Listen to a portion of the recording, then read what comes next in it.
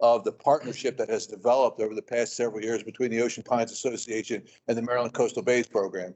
Those guys, Kevin and Steve and their team were instrumental back when we did the Bainbridge project, and they got the funding for that, the contractors and everything else.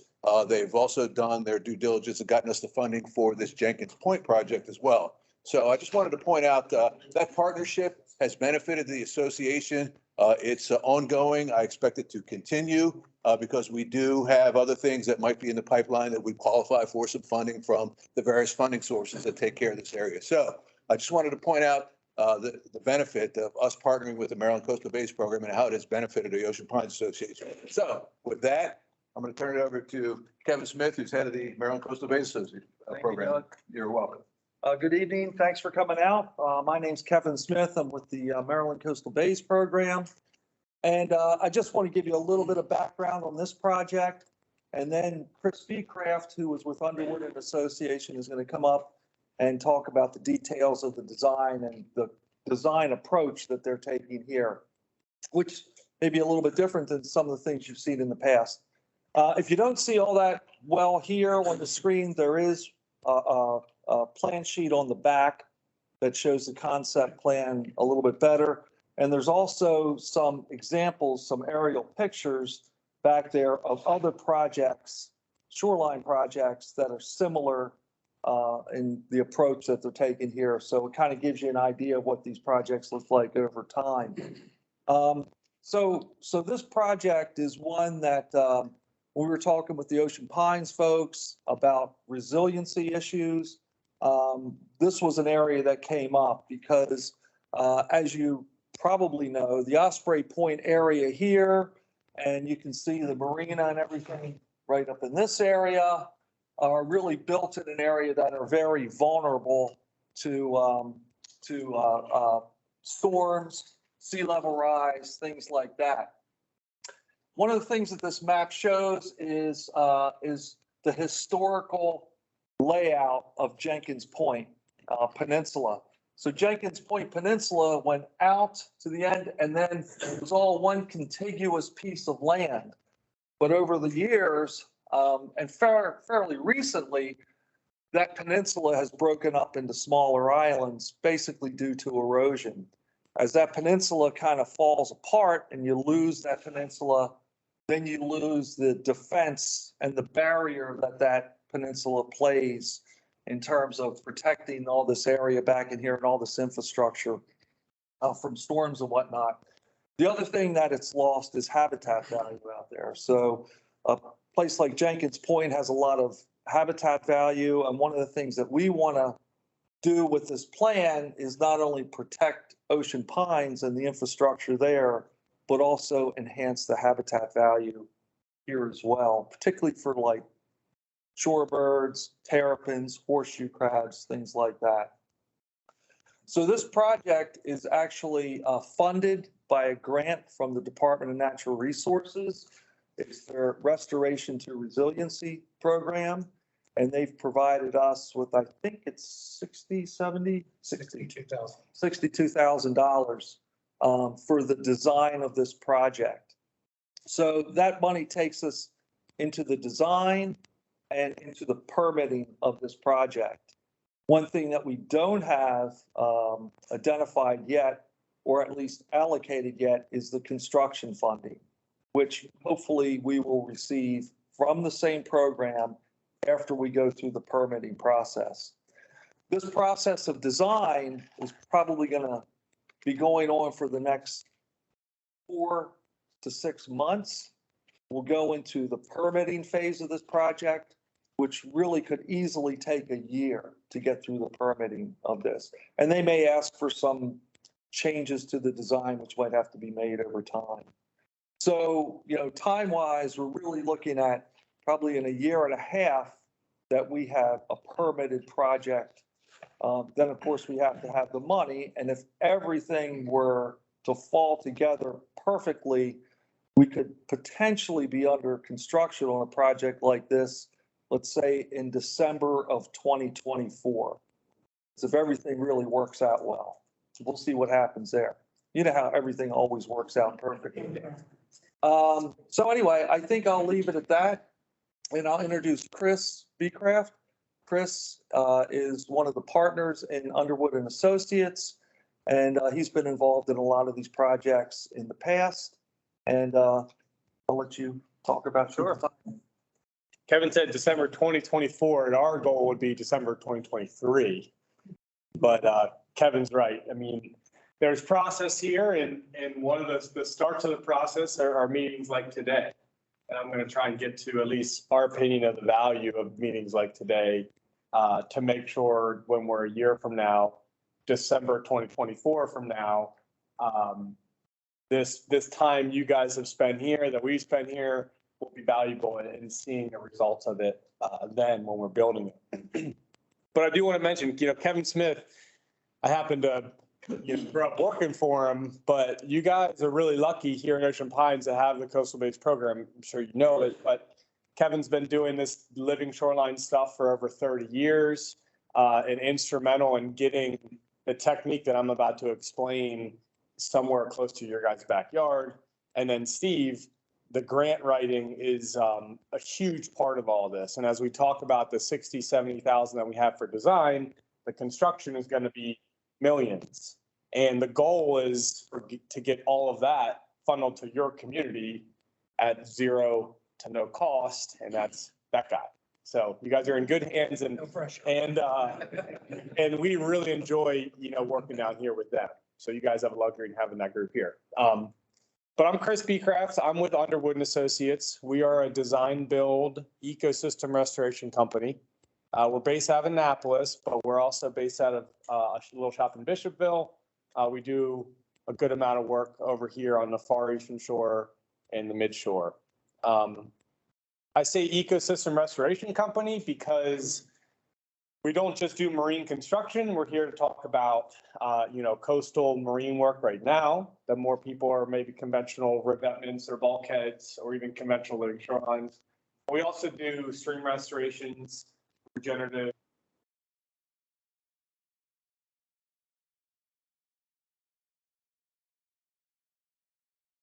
We're going. So if we want to get close up and dirty, we can look at the drawing later. I'll get up and out of our seats and ask questions there. We also have some printouts behind you. Those are just a snapshot of the projects that we've worked on over the past few years, trying to show a variety of different scales and styles of marine work that we do. But I'm also, as I go through the presentation, going to pull them up on the slide here. And then you guys will have the slide deck. If we haven't sent it to you already, it'll be a PDF so you can click through and enjoy it that way. All right. Again, the way that I present, please just ask away. No need to hold your breath. Just ask a question. Jenkins Point, resiliency through restoration. Kevin briefly mentioned it. The resiliency through restoration is the pot of money that funded at least the initial design through Maryland DNR.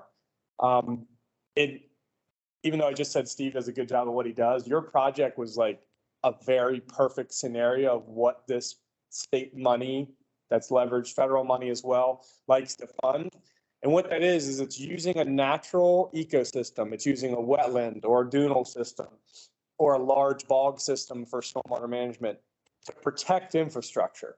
So instead of using infrastructure like a concrete wall or a revetment or something man-made to protect infrastructure like a home or a marina, it's using natural ecosystems to do that, so that we can learn the value over time and hopefully protect more and build more moving forward. So you guys are lucky because you have Jenkins Point and that natural space. I'm 33. I'm not old enough to remember, the connection of these. Anybody been here long enough to remember those wetlands being far larger than they are today? One guy. I knew there'd be one person.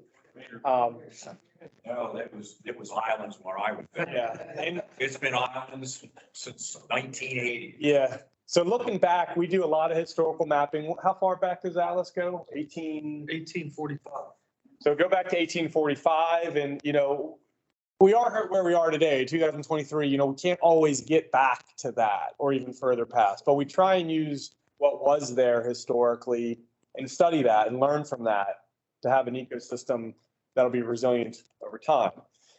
And the goal is to get closer back to that connection of marsh, instead of isolated eroded sections, to connect them with a spine so that they're robust and regenerative and growing on themselves instead of deteriorating over time like they are today.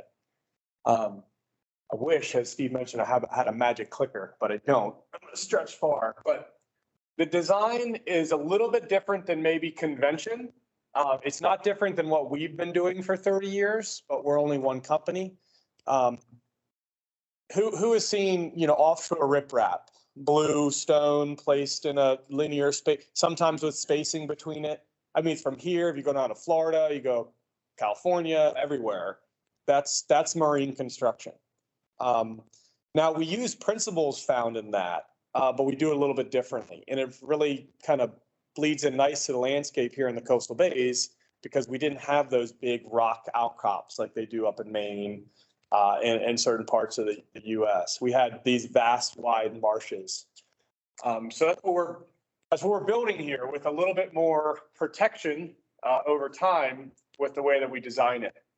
And it's through a series of headlands and bays, and I'll go over that ratio. But through the headland bay ratio design process, you basically look at 2 points on a map. That point, and if I was 10 foot tall, I can push the other one, but up in the corner. And what it does through, engineering and math equations that are far above my head, but people on my team, actually one of them on the call, does for us, is you look at the distance of waves, the depth of water, the angle of fetch. So which way are we facing? Are we facing summertime hurricane winds? Are we facing nor'easter winds? What is your setup like? And between all that data and calculations, the distance between those 2 points will form a stable beach over time. Okay? Or if you put that beach there, it will stay stable over time, as long as those 2 points are not eroding back. So we do our formula, and our engineering is actually what we're doing right now, in the process of really stapling down those 2 points. And when we set those 2 points, we know that the beach strand that we install, in this case, we would import the sand, will be able to be stable even in those larger storm events, those hurricanes, those nor'easter type storms. So that's called a headland bay ratio. And it's found across the world. It's a fun exercise. I think Kevin taught me it. You go on Google Earth tonight and you zoom in Maine, or you go to Hawaii and you zoom in on these old legacy beaches. They're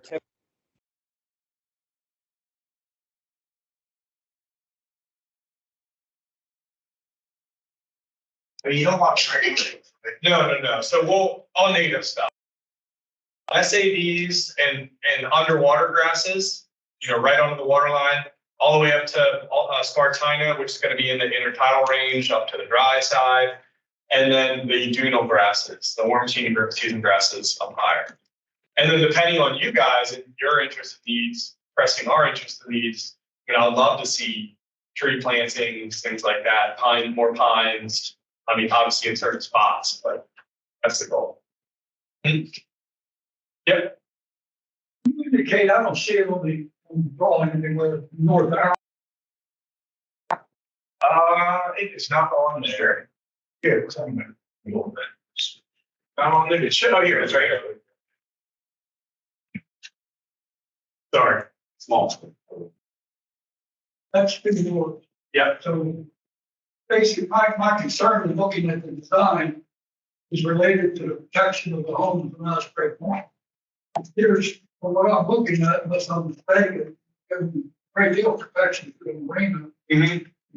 Extremely little relatively to the homes at Osprey Point. Yeah, but all that yellow stuff there, isn't that the new stuff that's gonna be put in? Yeah, so Let's say like tomorrow you started with all that yellow stuff, and that covers Osprey Point pretty well. Well, where is the point to the northeast? northeast is right here. Right there, okay.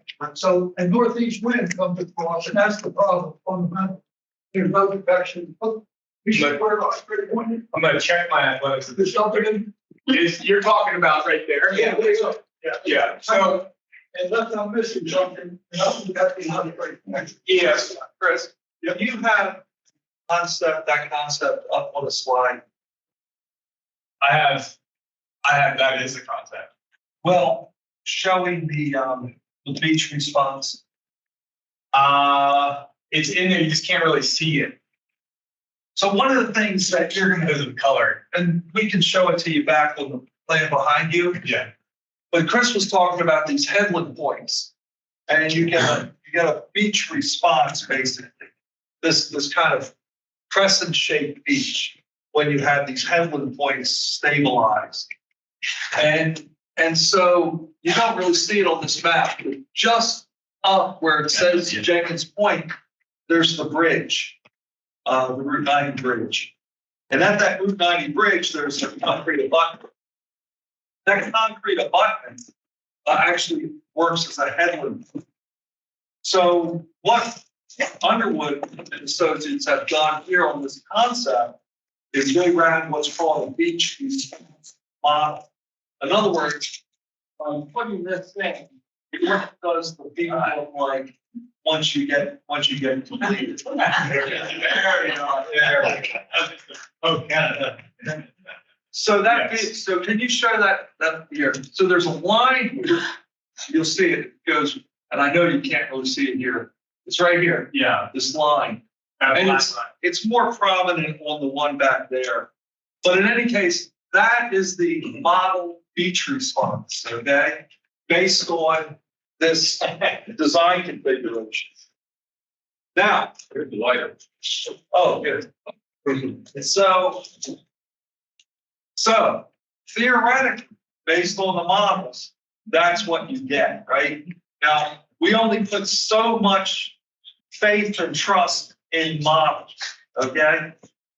So as we go through the design process, one of the things that we're looking at is potentially putting another structure right in here. There's actually a little bit of an island right here, but putting another structure right in here to do exactly what you're talking about, which is provide a little bit more protection for Osprey Point if it's needed. So as we go through the design process, what you're concerned about is something that we're going to be looking at as well.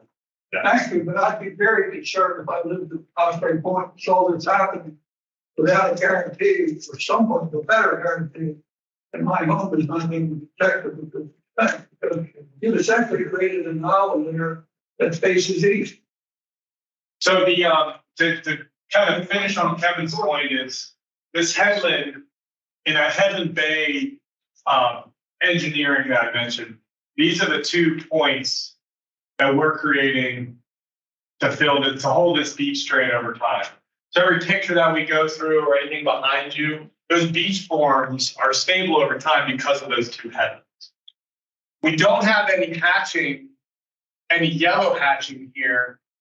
And again, as Kevin mentioned, because this black line, which is the response model, shows that the stable beach form with putting this hard headland in here, this hard point, protects that whole shoreline without any structure. And that's the goal of everything that we do. Contrary and upside down to conventional marine construction where, or designing and engineering of, I want to protect this cup, so I put this in front of it. That's how you protect that cup.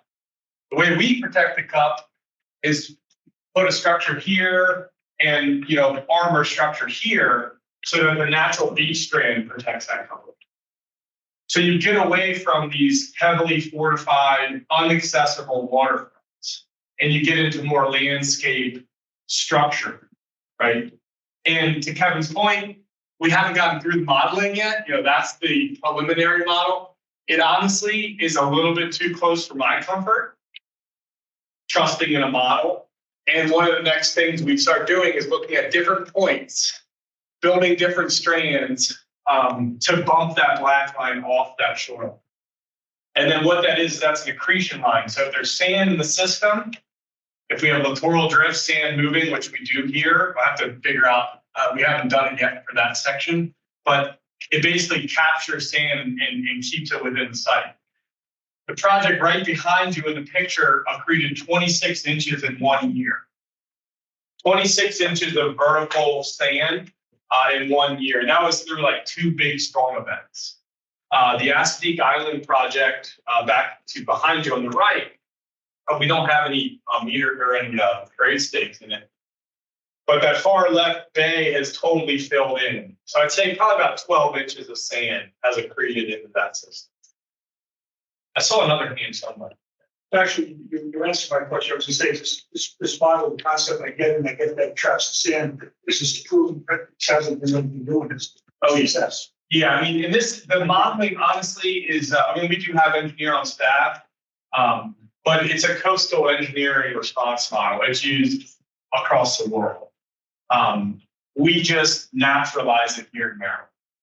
The difference between us and Dubai and their large scale capture structures is the way that we build our hard structures. Other groups, they're so focused on keeping the sand and the beach, they don't care about what the hard structure look like. We want to make sure that the hard structures are still accessible to plants and people and blend in more to our landscape here in Ocean City. You know, we don't have these big bulky edges. But to your point, I understand where you're coming from, and looking at the concept, I understand why you would say, well, gosh, you're not doing anything to protect Osprey Point. Right. So I understand where you're coming from, and we're going to be looking at that as we go through the design process. And just to confirm, both of you just said, if even after this is built, you may have to go look at protecting us. I think that confirmed my. No, sorry, that was misunderstood. Sorry if I said it wrong. Certainly not after it's built. That's during the design process. So we did a lot of work here on this side. Honestly, because of going after the grant, we were looking at the larger community space, which, you know, it's a larger marina there. But the whole design process is across the whole reach that's on there. So we just we're not there in the process yet. Something that could have been a little bit more realistic is where this black line is, to have the same yellow hatching from the black line to your shore, right? Because that is modeled here. It's just not imported. We don't have it shown as an imported sand line. Okay, we're going to the next one. Good questions. Now it's first.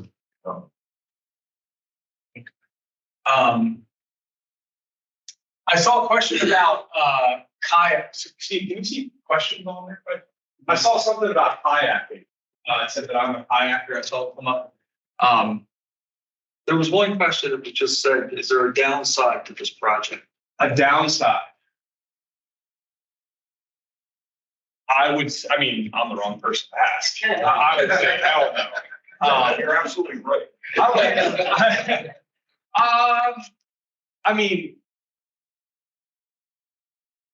No. You know, we're going after state and federal monies. We are working in common space. We're working with a proven technique. You have the luxury of having a coastal base program. We've been doing this for 35 years. No, I think this project doesn't scare us at all. It only excites us. 1 year. What do you say? I'm going to agree. I don't know what the downside would be. If let's say worst case scenario, you build this project and 6 months later you have the storm of the century come in, right? And you're still going to have some piece of that there. That sand is still in the system, hopefully working to do what you want it to do. Now, we don't want to see that storm come in 6 months after the project's built. But 6 years after the project's built, How did you move it? should be fine. Okay. Yeah, And yes, it did work. I saw a bunch of hands go up, so we'll get to those. Yeah. Yeah, I have one question. Someone online asked a question of, she says, I'm a kayaker and concerned about smaller exits from the yacht club in Osprey Point. Try hard to keep motorboat possible, but possible. Will be marking for kayaks. Yeah, I think So one of the nice things about this project is actually right to your left. It's a project in Abbott, Maryland. I brought it here. It's very different than yours, but I wanted to show you scale. That's the Amtrak line going up to New York City, driving over top of the project. That's a lot larger of a project than you guys have here. But it was built for a few reasons, but one of them was for public access. Because up on the Susquehanna, they got a beautiful space and nobody could access the water entirely. So the project, this would be the same thing. It's very open to access, paddleboarding, kayaking, canoeing. With regards to markings, that project, we partnered with Lisa Gutierrez group. They're in the Chesapeake and Coastal Service, Maryland, DNR, same group that funded it. But she's the waterway trails. Water trails. So again, you guys have the team. If that's something that we're interested in, I think we start talking to Lisa, and I'm sure she has other trails around here that we could find some money to mark on. There's a water trail in Graves Creek. There's one down Assateague, but I don't know if there's any one in Ocean Pines that I'm aware of. But with regards to like the project and structure and the ecosystem of it, it's certainly open for kayak marking and stuff. We just have to find the money to do it. I think I saw her first. I'm a kayaker also, and I'll kayak up that way to the marina. And just from my own opinion, looking at the map, it's quite confusing. So I know there's ways, just being here and looking at the map and the bigger picture, I believe you're still going to get through, but just if I was looking at the computer, I'm thinking, now I've got to make a big circle. So I understand there's going to be a way to shortcut it. Right, and there's going the goal for kind of anything that we do, whether it be kayakers or dog walkers in a stormwater project, is to make it intentional. That's the luxury of doing a project. Right now you have nature space. There's kind of no rules, like where do you go? So one of the benefits of us coming in and doing a project is we can make the landscape more intentional, where the kayakers know where they're going, right? And that's a safety thing. Yeah. So if I'm understanding you correctly with the kayaking, that right now, I think when you guys got a kayak, you're cutting through some of these islands, right? Yeah. And the way that this project is laid out at this particular point in time, you wouldn't be able to do that. You would basically have to go around like this. Is this what you're talking about? Yeah. You were saying you But would not. sometimes, you cut on the inside, you were saying, Yeah. rather than go around. Well, because it's broken up now into these islands, so you can kind of cut between those. Yeah. So, and that's something we can look at in terms of trying to maintain some kind of trail through here. But That would say it's not worth it. There's a wrap around, we could kayak. I would hate to do something that might make that project really vulnerable. Yeah, I would. So when you so getting through there, is that in an effort to get across the bay to get to this point, just to kayak locally, or? Well, it's mainly, there's like a kayak launch, further down, and a lot of people will go from there. Oh, and be able to get from the launch. Around, but I mean, there's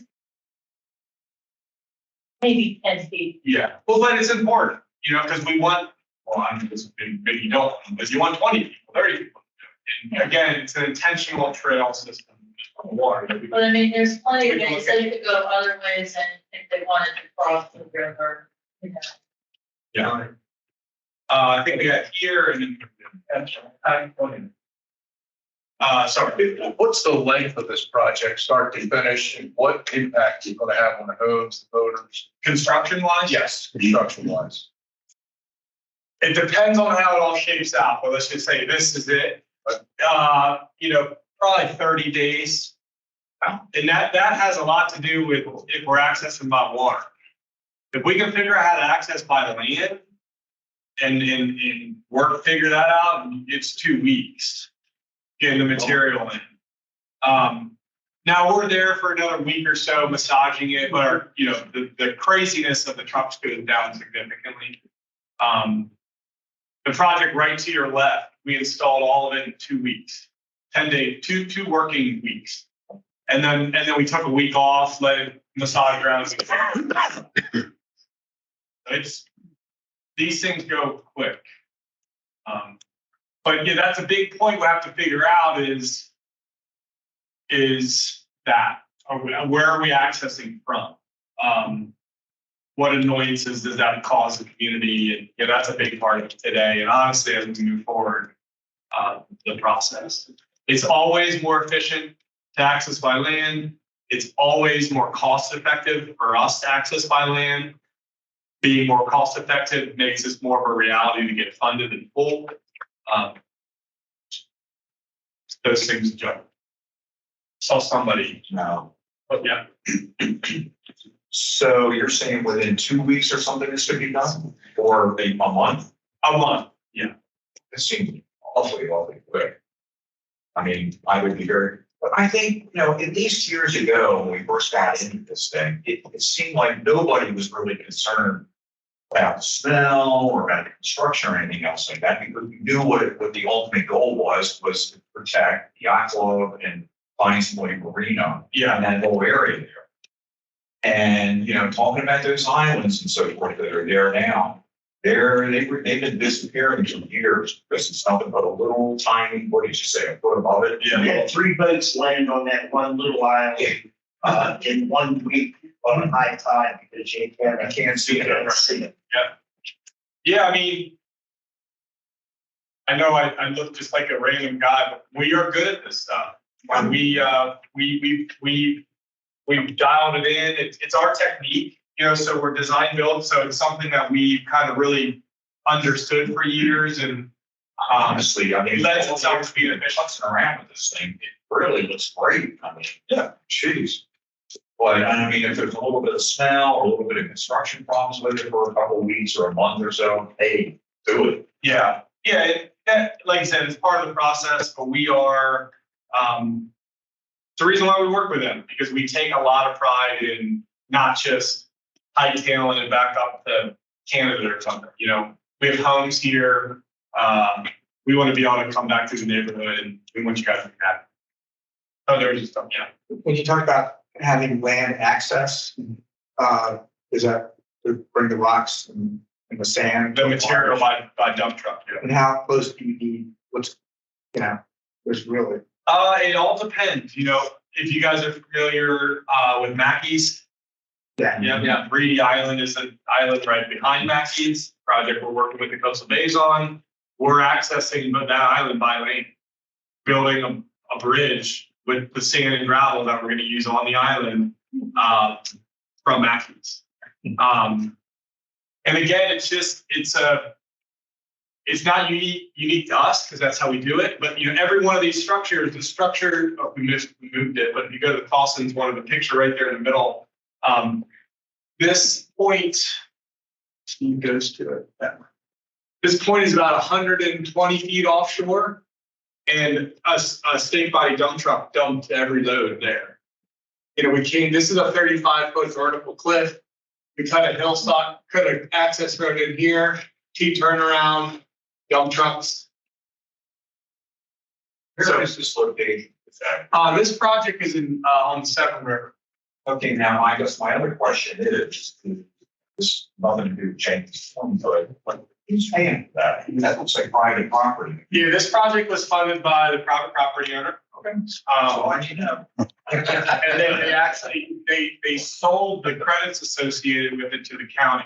But yeah, it was funded by the private. Yeah, as far as the project goes, you're funding the project itself. Is there maintenance? Is part of the grant include maintenance to upkeep this? Obviously, Mother Nature seems to win. We had Dog and Bitch Island created, lasted probably 2-3 seasons, and it's gone. So. Yeah, there is money. So through the resiliency through restoration pot of money that we're going after, they have an adaptive management pot. What it's called. I think it's like 10%. So for $1 million project, you get $100,000 set aside. Or after a year, they hold that and they can come back and fix it. The fact is you shouldn't need it. and I know Kevin, he'll probably kick me because he's been doing it longer than I have, but if you do these things right, they don't go away, even when the big storms come. They go underwater when the big storms come. And again, Mother Nature's Mother Nature, and something crazy. Second Ocean City Inlet can blow through. But the fact is these projects really are resilient over time. And we've made a career out of managing them ourselves with no budget for 30 years. So that kind of shows you the type of maintenance is very low maintenance that we can kind of handle. What differs your construction or your way of creating these islands different than the Dog Beach Island? Yeah. You pumped all the spoil there, said it was for the birds, kind of sound very similar to this, but it There's was. dog and bitch. Yes. Very similar to turn, Yeah. which Chris did as well. Yeah. So it's these. Can you click the next one? Maybe it'll be in Denver. The difference between us and that is these headlands, the headland bays. This thing is highly engineered. It just doesn't feel it when you're out there. And if you were to pump sand on the shoreline and trying to make a beach strand, it would get washed away. It would move. I mean, it might stay for a year or two, but it will move. These structures, there are boulders as big as this table in this structure. Okay. But they're embedded.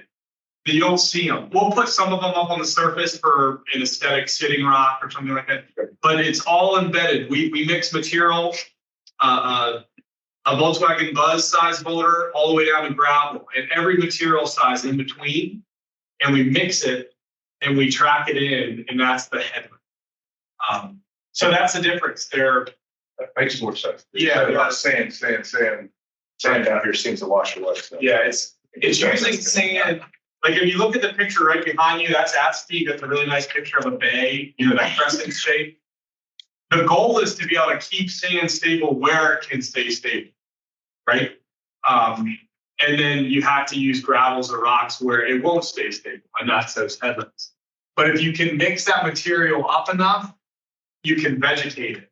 So it's not just this big blue riprap offshore. We'll just go through some pictures. Next. Sure. So this shows you, that idea of a vegetated headland. All of this is rock. It's a mixture of gravels like you have in your driveway, 6-inch river rock like you have in your garden, all the way up to boulders, none of us in the room can pick up. But when you mix it all together and you track it in at a gentle slope, it can keep the sand and gravel up at the wearing surface, the top surface, and it can grow vegetation. This picture is only like 2 years old. That shows you the type of vegetation. So when I talk about marshes and vegetated headlands, the goal is to have that headland, your structure point, be a marsh, but it's bedded in gravel. It has a a little bit more engineered footer to it. You can go next. I like this picture. So this is the difference between, again, I'm trying to think of one here in Ocean City. I mean, there's the inlet, the Ocean City Inlet, the big pier that goes out, but can't really do much different with that. But people use that same technique using big riprap rock on near shore coastal bay restoration project. We're achieving the same engineering formula with smaller, mix material.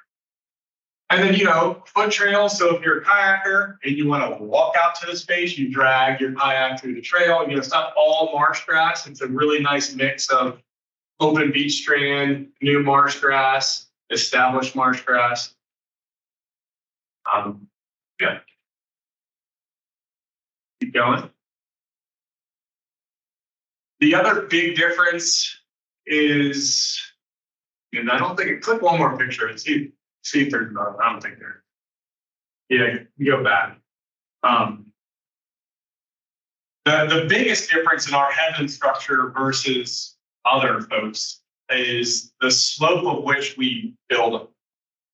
So conventional rock work in marine construction or in, marine protection is either a vertical face, like you got just looking at the pond, a vertical bulkhead, right? And when it's vertical, you got to build it out of concrete or timber because of the wave. Or it's at most a 2-to-1 slope. So a pretty steep slope, 2 foot vertical or 1 foot vertical, 2 foot horizontal. And when you do that, you have a pretty steep slope and you have these waves. Remember, those folks are engineering those projects as well. So they're doing their engineering report and they're saying, man, these waves are big here in the coastal bays. And man, the water might be deeper. That nor'easter is coming right at us. So when you have a 2-to-1 slope, you need a big rock because of that slope. It's a total self-wound thing. Well, if you don't put the 2-to-1 slope up, if you put a 6-to-1 slope, 6 foot horizontal, 1 foot vertical, or 8-to-1, 8 foot horizontal, 1 foot vertical, then you can use smaller material size. You can use river rock, 6-inch, 12-inch cobblestone, and it stays in place. So that need for big rock is self-inflicted. If you can build it with a gentle slope, you don't need that rock. And again, proven through engineering, proven through projects that he built before I was alive. Yeah. So then, we build them and all. I kind of highlighted these 2 projects just because I like these pictures, and the other one, Astic, is right down here. You can look at it. But this is a 35-foot vertical face. This fetch, south-southeast, goes up down the Severn River, all the way across to Kent Island, through the main bay. So this gets bigger waves. We're not done with the analysis, but probably bigger waves than you guys have here. Never seen past Woman Bay and a Rory, so trust me, it's scary. Say, gentlemen. Yeah, it is. And I have been here, been all in the water during some of those storms, and it is scary. And honestly, the scariest place to be is up on the water. When these projects are submerged, which, getting back to that point of elevation, you don't want to be too high sometimes, because if you're too high, then you're fighting that storm during those heavy seas. When you're underwater during those heavy storm events, it's calmer. They're acting more like reefs at that point. You might get a little bit more movement, but the whole project doesn't fight. It's there for the sunny day that comes, the next day or 2 or 3 days. So yeah, click to the next one. So this one is Assateague Island, or we call it Assateague Island. It's right before the Verrazano, right before you go to the bridge to go camping or go surfing for the day. It is on the left side by the parking lot, State Park. We're actually working on phase 2 right now. Big waves, big bay, exact same design principles as you guys. Even some of the same funders. So you can see the scale here. I can't remember how many linear feet this is. It's 600-800 feet. This one was interesting. You'll see the way, honestly, if I were to do it now, I don't know if we change anything because the permit requirements would still be the same, but we only went out 35 feet channel work. Don't know how many feet we're our channel work with you guys. We're over 100 feet in some of the spots. But only going out 35 feet, it keeps these smaller bays what you get. And the reason why we couldn't go out further is because there's a large submerged aquatic vegetation bed here. And we couldn't grade back far here because this is a large natural Spartina marsh. So even in these constrained spaces, we didn't have our wiggle room to kind of really do our thing at a landscape scale like we have here. It's still a successful project in the state. You can click next. When was that Astic project? 4 years ago, 5 years ago? 5. Yeah, 5. This project is so funny. So we built it, like I said, it took us 2 weeks to install everything. And I think we finished on like a Friday or something. My parents live here, so I stayed with them. And I was so nervous. I was like, man, this big storm was coming on Saturday. The big storm's coming. I'm like, let me go take a look at it the next day. See how these people are here? our construction fence was up. The blaze orange fence was still up. You know, our equipment was still sitting on the beach. And there was like 10 people sitting with their beach umbrellas and beach chairs in each one of these little bays already, which I loved. I thought it was hilarious. So it just shows you how these projects, and you should go visit it, see for yourselves right around the corner. They really are nice. So then you can see this is a little bit larger bay. So from this vegetated headland, this point to this point, guarantees over time this stable beach form. Now that beach form moves a lot. It'll wiggle this way a little bit in the summertime, maybe this way a little bit in the wintertime, or push back a little bit in the wintertime because that's our big wintertime waves are coming. I'll creep in a little bit more in the summertime because the wind, it's in the lee. But that response model that Kevin mentioned, that black line, that's right here. You're right in here. So we can either achieve it by pouring sand or creating sand over time. Next, we got 3 more pictures. Again, the trail system, you can kind of see how, I don't know how you guys feel about the vegetation. I mean, it seems like you guys like going out to the RC islands as natural. But sometimes people will get nervous about the vegetation and think it's, can be unruly or hard to manage. These trails manage themselves. Now, this is a state park, so there's a lot of use on it. But we installed these trails when we put it in, and they've been open without being touched for 5 years because of foot traffic.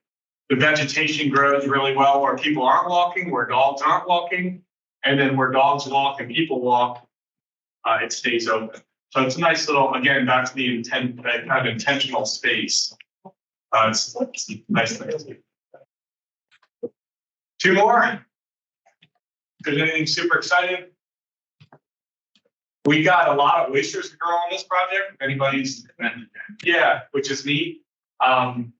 You didn't do any spat, right? No. Yeah, we didn't do any spat or any oyster shell or anything. It's just where you guys are salinity wise with the difference in material sizes and the heaven features. I mean, yeah, these structures were all covered in oysters. And that's acetate? That's acetate, yeah.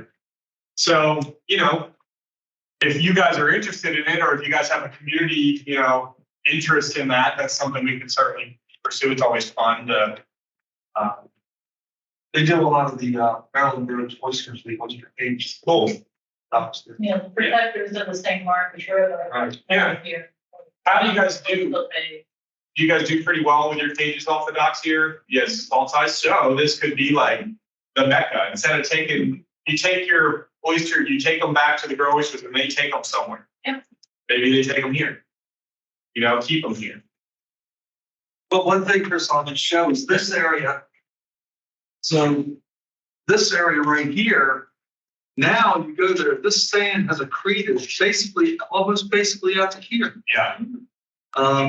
Now we didn't really expect that, but there was enough sand moving through the system that was just caught in this area. And it's certainly not a bad thing. Mm-hmm.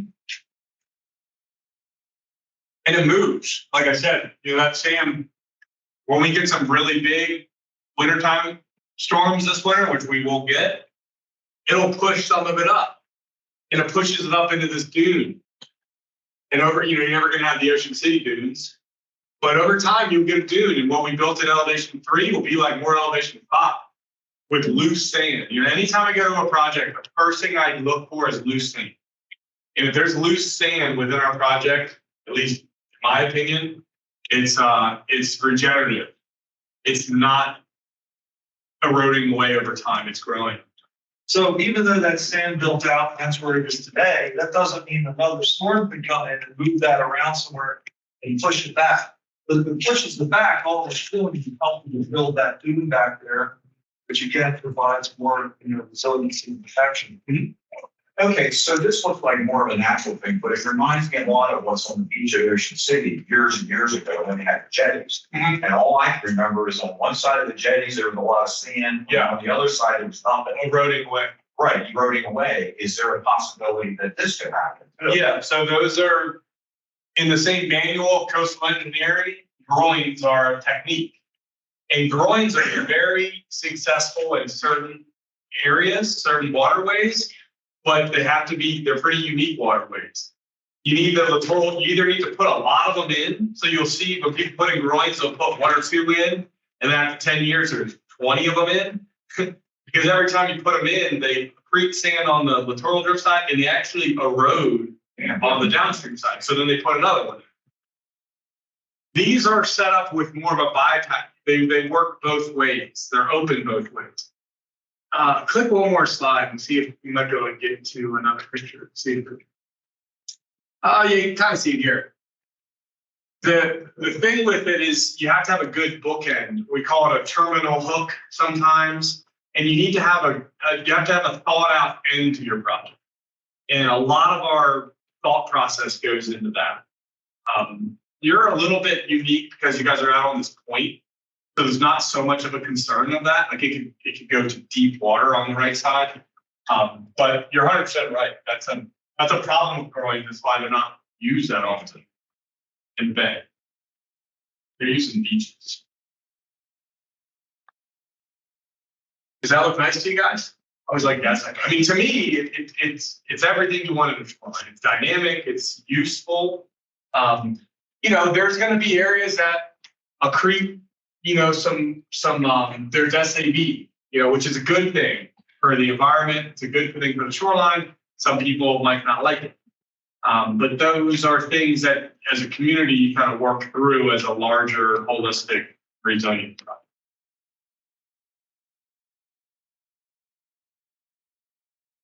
And you can still have your golf course.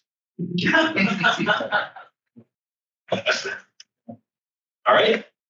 Yeah. I gotta say, as a representative of Pines Point Marina, this could not come at a better time. We have just spent tens of thousands of dollars on rebuilding our riprap, protect our deck area. Yeah. The seawall that protects the marina has taken a major beat over the last couple of storms, and McGinn has they're a speed dial for us. Yeah. They really are. Yeah. And that's good to hear that. Not good to hear that. But they've done a great job keeping up with repairs, but it comes with a cost to us. Right. And all these costs, we have to go back to the slip owner too. So this is going to help us save the slip owners some money, because the slip owners are considered condominiums. Right.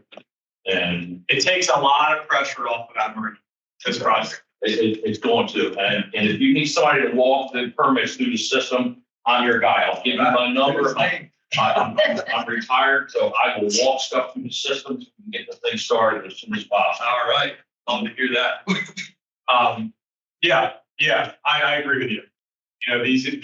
Those are all, that's what everybody does. It's really what you only can do in a marina, but they're really Band-Aids, as you know. Yeah. You're going to constantly have to be playing one. Now, this project, it's not the greatest thing since sliced bread. There's always something, but it's going to take significant amount of pressure off of that marina. That people always ask for like timelines and dredging and or repairs. It's hard to do that. But theoretically, you could not have to touch that riprap anymore. Or those deck boards, instead of replacing them because they're blowing out, you're just replacing them because they're old and swamped. They met their pressure treated lifespan, instead of having to replace them because they're getting beat up. That's the goal. Yep. The question that was asked about kayaking, Yeah. I had clarification with the neighbor of mine. Okay.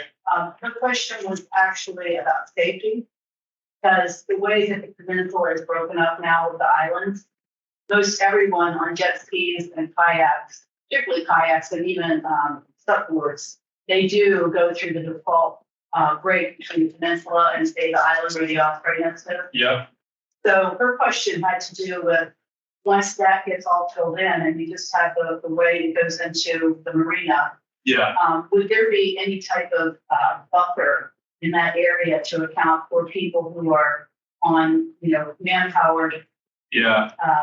watercraft as opposed to motorcraft? Because everybody's going to be kind of funneled into that one thing once it's all Yeah. shored up. But we all know that motorboat operators always follow the rules, right? Yeah. I was going to say, I did that. And everybody slows down when they come through. Yeah. It's a good point. It's something that, I think we just put on top of our list, or, within our list. So I think there is a speed limit or a no wait. No wait. Yeah. So, and it does, it's like the kayaker and paddleboarder or whatever, closer to that, to where those motorboats come in. And I think, to me, the best thing to do there would be maybe some additional signage and on the building, playing please, because it does put those two sites a little closer together. Yeah. And I think, next time, prepare for that, maybe sign it with the Yeah, I think, we're gonna have, this is a soft shoreline, living shoreline, but we're gonna be building it with big machinery, we could set big pilings, we could set big, not signs, but markers and things like that. So that's the opportunity to do it, to make it safer than it is now. And again, it doesn't stop the jet skier back out here one summer. So I know all rules are off, but these things are built at a gentle slope. So what's underneath the water goes for a while. It's not like a vertical wall where you can have deep water up next to it. They'll have these things fan out. The water line is up here, and this is kind of see it through here. It's a slope. So as you're kayaking, you can kayak through those shallows, but a jet skier is not going to want to get close. They might do it once. They won't do it again, right? So that'll naturally, help. So I'm sorry, if you guys have questions. What about, has anybody, I'm sure, I'm just asking a question, have soundings been done around the islands? Yeah. Because I know in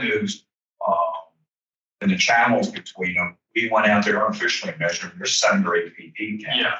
And getting deep. And I think if you walk off the island, or the Marsh Islands, you're going to go down 7, 8 feet, which is not a good thing for them. So time is of the essence with this. Yeah, the survey is a part of it. It doesn't really impact our design all that much, but it impacts cost. We weren't real happy when we saw the depths. I thought it was going to be a little bit shallower there. Yeah. It's deeper than you would think, right off those islands. Yeah. And of course, that means more material. Yeah. More cost. So. Yeah, we're talking about the islands, how you have the walking paths, whatnot. So will this whole thing be open to boaters to be able to come up anchor off and start going onto the island and using it? The islands are ocean pond property.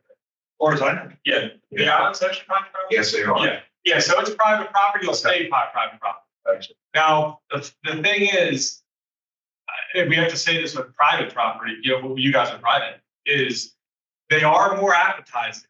When we're done, it is typically a nicer place to land a boat. And that's a good thing for you guys, because you guys have a nicer space to not use, but it can be a problem, especially in Ocean City.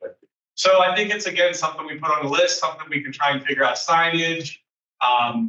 We worked some cool plans up for a private property owner where it's hard to see here, but take everything away. They wanted to be able to access their shoreline from land very easily. We did a really nice switchback trail from land, but the way we planted it, you couldn't see it from the water.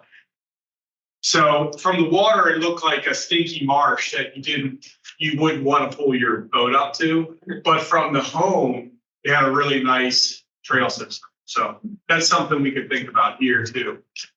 That's now all the boaters this summertime are jammed down at Hooper's and Massapequa. It's Yeah. a nice place to go. Does it impede the access in and out of the yacht club, the marina? Yeah. Because you got a bunch of boats moored up. Yeah. I think, are you guys pretty successful with your signs for like Turn Island and the environmental stuff? Because that's a route we could go. Even though we could go the environmental protection area, fines are $1 gazillion. Well, I'm glad you said that, because in the beginning of this project, we would ask that, particularly the very beginning when you're just planting, you really want to restrict access, foot traffic and dogs and things like that, because a lot of these grasses, they don't do well when they're trampled. Yeah. So it's really important to get them established. And then what happens, just like here, these trails, people will, as long as they stay on a single trail, it's all good. But in the beginning, when those trails aren't so evident, you just don't want people out there running around because it can really do some damage to the plants. Yeah, and we're gonna be talking about a planting budget that's, could be $500,000. You just gave Steve a heart attack. Yeah, remember, he's good at what he does. So, it's like, they're soft run, but man, this is like a coastal infrastructure project you guys got going, which is really neat. Start tomorrow. Hey, we always talk about it. You can just pay the fine. Years ago, I sit next to me, working in an osprey nest, and you can see the stand down there, because I heard when they start nesting, folks have to stay away. Yeah. I never stopped anybody. Yeah. A couple of eaglets there. So, Yeah. The last thing I'll say about it is, we build these things to withstand, to be resilient through Sandy, through Isabel, through these big storms. A little bit of boat traffic isn't gonna. Now, to Kevin's point, like you gotta have to baby it at the beginning, but these things are beasts.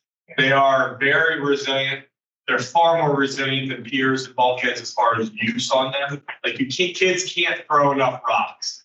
My kid's 5 years old. Every project he's probably thrown 1,000 rocks out of this headland here, bringing them there.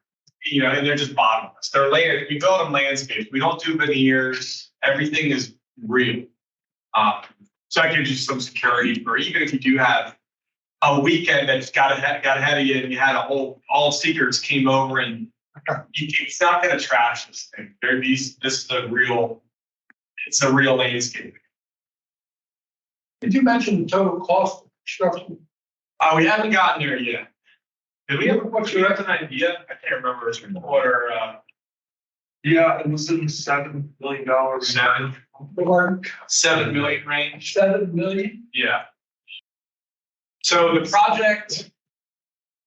Yeah, and that's about. Yeah. That's like I wouldn't say it's on the smaller side. It's about median for these type of projects. Jerry, were there any other questions on the chat? I don't know if you noticed. That was it. Okay, good. If anybody has any questions, I'll hang out for a while. If you want to look at the drawing a little bit closer, we're going to send the PowerPoint out. And then you have acetate, so you guys can go walk that to get an idea. Your bay. So what I'll say, can you flip back real quick, Steve, to the very beginning to the design? So imagine this slide. So this bay here, right? When you go walk acetate, you're going to see that bay. Your project is just one bay. That's how big that headland was that piece that I was talking about my son throwing rocks on. This is a bay. It's really nice. And that's a function of your landscape. That's a function of where you guys are. And your structure, it's going to be unnoticeable. Far less unnoticeable than acid. And really any of the projects we have behind it, because it really bleeds in nicely with the iron. The green lines. Yeah. Are like below in nature, actually cut through the green and stuff. What does that? Those are all historical lines. I think I want to say it's 1961. It's the 1961 perimeter of where the island was. Yeah. That's what Jenkins Point was. For the marine. Yeah. Yeah. The blue. I think the blue is the oldest one, right? Yeah. Yes. Civil market. What and when was the marina built? What was the yacht club basin? What that was all excavated, right? Yeah. Early 70s or late 60s. Yeah, let's say 60s. If we can just cross that. Yeah. All right. Thanks, guys. So, on behalf of the,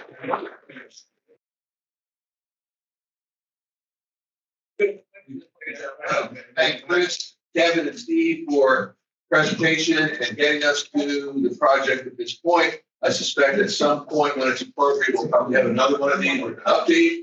But in the meantime, again, thank you guys, and I look forward to continue working with you. I think it's.